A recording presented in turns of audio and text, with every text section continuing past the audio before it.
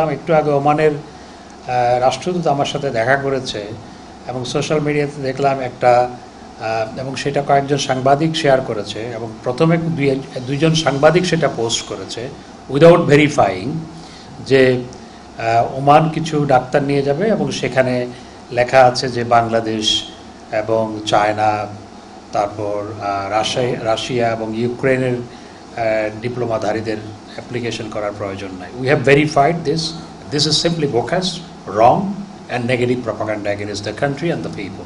তো এইটা কোনো সাংবাদিক যে ভেরিফাই না করে এটাকে পোস্ট করেছেন এবং সার্কুলেট করেছেন, দিস ইজ রিয়েলি ফ্রাস্ট্রেটিং এবং এটা আমাকে খুবই আহত করেছে। আমি যেহেতু সাংবাদিকদের বন্ধু এবং আমি 5 বছর তথ্য সম্প্রচার মন্ত্রী ছিলাম, তো সোশ্যাল মিডিয়া অনেক কিছু হয় যেগুলো আসলে সঠিক নয়।